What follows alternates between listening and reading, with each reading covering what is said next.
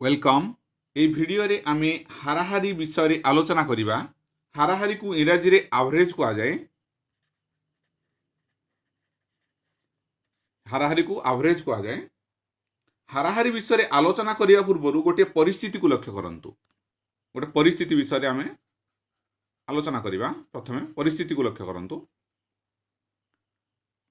মনে করন্তু আপনক মা আপনকু প্রথম দিন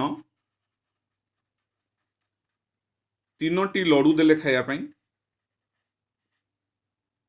এবং দ্বিতীয় দিন 5টি লডু দেলে খাইয়া পাই। 5টি লডু দেলে খাইয়া পাই। প্রথম দিন দেলে 3টি লডু খাইয়া পাই, দ্বিতীয় দিন দেলে 5টি লডু খাইয়া পাই। 2 দিନରେ ସେ ଆପଣଙ୍କୁ ମୋଟ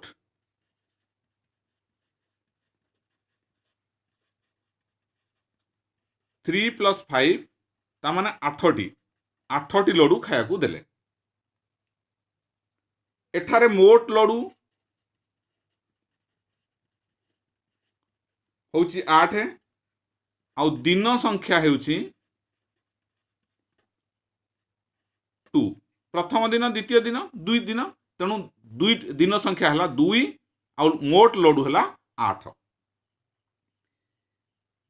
ଯଦି ଆପଣଙ୍କ ମା ପ୍ରତ୍ୟେକ ଦିନ ସମାନ ସଂଖ୍ୟକ ଲଡୁ ଆପଣଙ୍କୁ ଦେଇଥାନ୍ତେ, ତା ମାନେ ପ୍ରଥମ ଦିନ ଯାହା ଲଡୁ ଦେବେ ଦ୍ୱିତୀୟ ଦିନ ମଧ୍ୟ ତାହା ଲଡୁ ଦେବେ, ତାହେଲେ ସେ ଲଡୁ ସଂଖ୍ୟା ହେଇଥାନ୍ତା 8/2 = 4। ଯଦି ପ୍ରଥମ ଦିନ ଏବଂ ଦ୍ୱିତୀୟ ଦିନ ସମାନ ସଂଖ୍ୟକ ଲଡୁ ଦେଇଥାନ୍ତେ, ତାହେଲେ ପ୍ରଥମ ଦିନ 4ଟି ଦେଇଥାନ୍ତେ, ତା ଦ୍ୱିତୀୟ ଦିନ ମଧ୍ୟ ତା ପର ଦିନ ଦ୍ୱିତୀୟ ଦିନ ମଧ୍ୟ 4ଟି ଲଡୁ ଦେଇଥାନ୍ତେ। এইଭଳି ଭାବରେ 2 ଦିନରେ ସେ ଆପଣଙ୍କୁ 8ଟି ଲଡୁ ଦେଇଥାନ୍ତେ। এইটি ପ୍ରତ୍ୟେକ ଦିନ ସମାନ ସଂଖ୍ୟକ ଗୋଟେ କଥା ଆସୁଛି।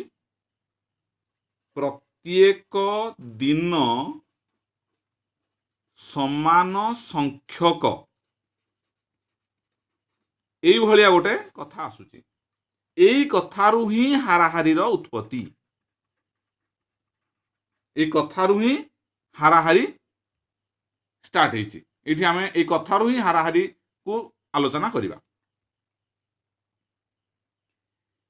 ଦୈନିକ ସମାନ ସଂଖ୍ୟାରେ ଦିଆଯାଉଥିବା ଲଡୁ ସଂଖ୍ୟାକୁ ଆମେ ଦୈନିକ ହାରାହାରି ଲଡୁ ସଂଖ୍ୟା କହିବା। এই ଲଡୁ କ୍ଷେତ୍ରରେ, ଲଡୁ ଦେବା କ୍ଷେତ୍ରରେ ଆମେ ଲେଖିବା ଦୈନିକ ସମାନ ସଂଖ୍ୟାରେ ଦିଆଯାଉଥିବା ଲଡୁ ସଂଖ୍ୟାକୁ ଦୈନିକ ହାରାହାରି ଲଡୁ ସଂଖ୍ୟା କୁହାଯାଏ। ଦୈନିକ ହାରାହାରି ଲଡୁ ସଂଖ୍ୟା କୁହାଯାଏ।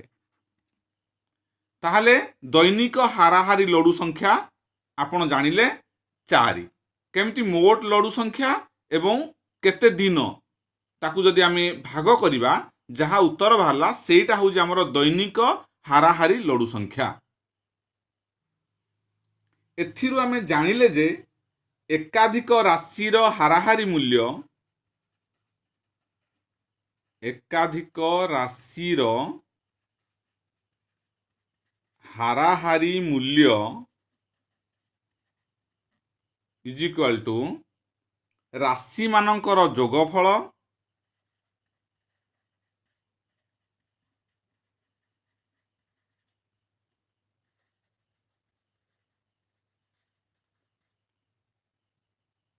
ডিভাইডেড বাই রাশি সংখ্যা। তাহলে এই সূত্র আপন মানে মনে রাখবে। একাধিক রাশির হারাহারি মূল্য = রাশিমানଙ୍କର যোগফল ডিভাইডেড বাই রাশি সংখ্যা। তাহলে আমি কিছু উদাহরণ নেবা। এই উদাহরণ দ্বারা আমি হারাহারি বিষয়ে অধিক আলোচনা করিপারিবা। উদাহরণ 1।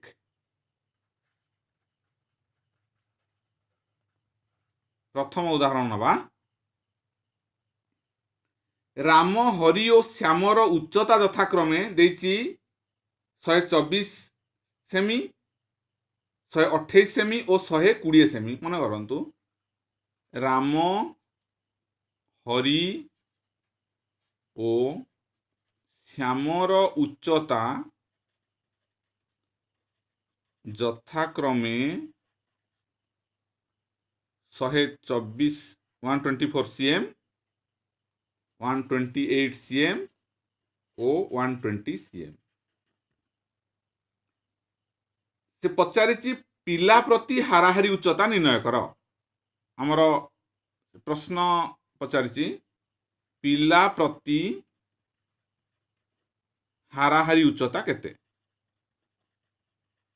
हाराहारी उच्चता निर्णय कर।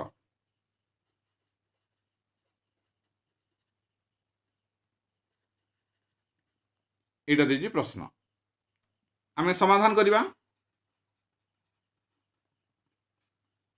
से देछि राम हरि और श्याम ता माने तीन जण अछंती। ताले आमे लिखि परिबा एठारे पिला संख्या इज इक्वल टू 3 बा 3। आउ तीन जण पिलांकर उच्चता यथाक्रमे 124 128 एवं 120 cm। ता माने पिलांकर मोट उच्चता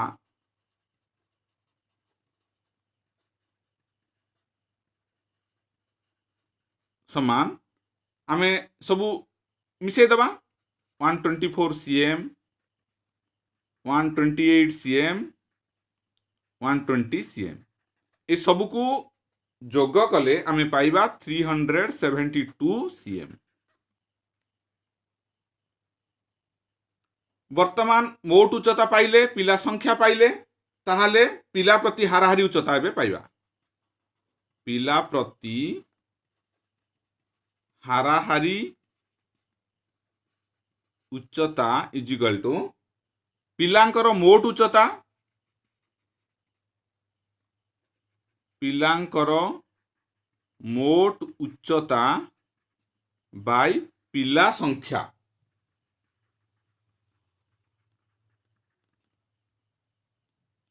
एबे पिलांकर मोट उच्चता 372 डिवाइडेड बाय पिला हेउछंती टोटल 3 ताकू भाग कले हबो 124 cm। ता माने पिला प्रति हाराहारी उच्चता हेउची 124 cm।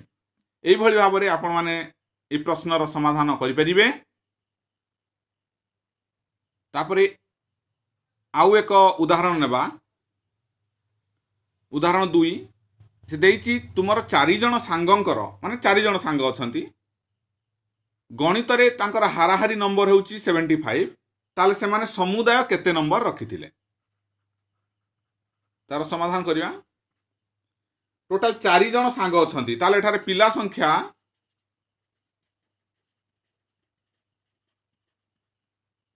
हला 4 तांकर हाराहारी नंबर होची 75। हाराहारी नंबर हला 75। आमे मोट नंबर समुदाय नंबर बाहर करिबा। आमे जानि छंती हाराहारी नंबर इज इक्वल टू मोट नंबर डिवाइडेड बाय पिला संख्या। ताले मोट नंबर केमती पाइबा? हाराहारी नंबर गुणन पिला संख्या। ताले एइठु आमे पाइबा मोट नंबर इज इक्वल टू हाराहारी नंबर गुणन पिला संख्या। ताले हाराहारी नंबर देइची 75 पिला संख्या देइची 4 ताले याकू गुणिले आमर हबो 300 ताहाले से माने समुदाय 300 नंबर रखिथिले। ताले आमे लिखि परिबा तेबे 4 जण सांग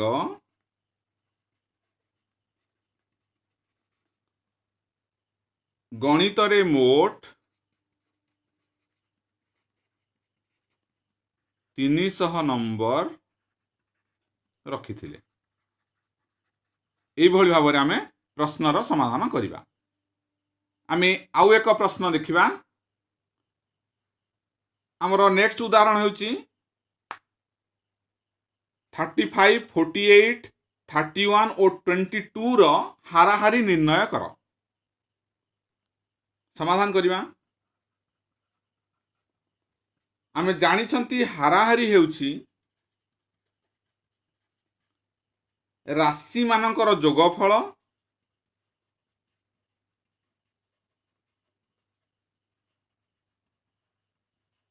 डिवाइडेड बाय राशि संख्या। ता माने एई क्षेत्र रे राशि मानकर जोगफल माने एठी संख्या मानकर जोगफल आमे कहि परिबा। केतोटी संख्या अछि? 4टी संख्या अछि आ प्रत्येक अंकर जोगफल ता माने 35 plus 48 plus 31 plus 22 divided by राशि संख्या माने केतोटी एठी संख्या अछि? 4टी संख्या अछि। ए सब को जोग कले आमे पाइबा 136 डिवाइडेड बाय 4 आकु भाग कले हबो 34। ता माने हमर हाराहारी हैला 34। हम लिखि पारे अतएव निर्णय हाराहारी इज इक्वल टू 34। एई भली भाव रे आमे एई प्रश्नर समाधान करिबा। वर्तमान आमे आउ एक उदाहरण नेबा। से देइची 7 खंड बहिर मोट दाम 310 टंका हेले आउ 3 खंड बहिर हारा खंड प्रति हाराहारी दाम 68 टंका हेले 68 रुपीज हेले उक्त 10टी जाक बहिर हाराहारी दाम स्थिर कर। हमें समाधान करिबा। 7 खंड बहिर मोट दाम देइची 310 टंका लिखि देबा। 7 खंड बहिर मोट दाम समान 310 टंका बा रुपीज। तापर देइची अन्य 3 खंड बहिर हाराहारी दाम देइची लिखिबा। अन्य 3 खंड बहिर हाराहारी दाम 68 टंका।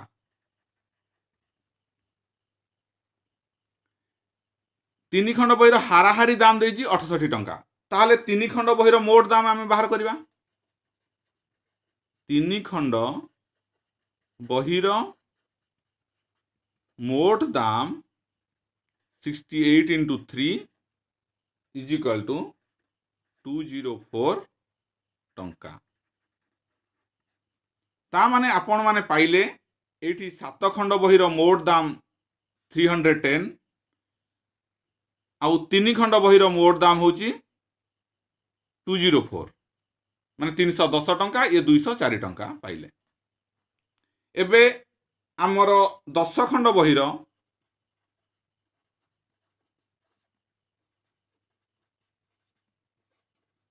मोट दाम 310 जुक्त 204 514 टंका हेबो।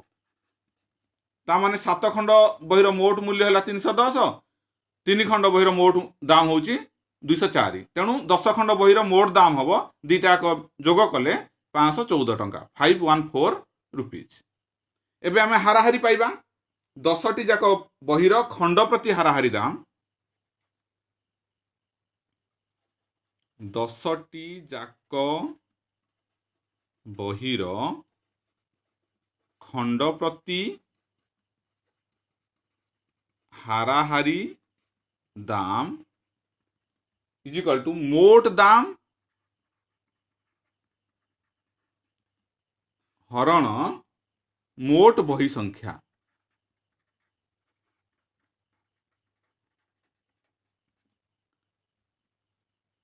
ताहले मोट दाम ଆପଣମାନେ ଜାଣିଛନ୍ତି 514 ମୋଟ ବହି ହେଉଛି 10ଟା, ତାହେଲେ ତାକୁ ଭାଗ କଲେ ହେବ 51.4 ଏତିକି ଟଙ୍କା। 51.4 ଟଙ୍କା ମାନେ ଆମେ ଲେଖିପାରିବା 51 ଟଙ୍କା 40 ପଇସା। এইଭଳି ଭାବରେ ଆମେ ବାହାର କରିପାରିବା। ତାହେଲେ 10ଟି ଯାକ ବହିର ଖଣ୍ଡ ପ୍ରତି ହାରାହାରି ଦାମ ମାନେ ହାରାହାରି ଦାମ ଆମେ ପାଇଲେ 51 ଟଙ୍କା 40 ପଇସା।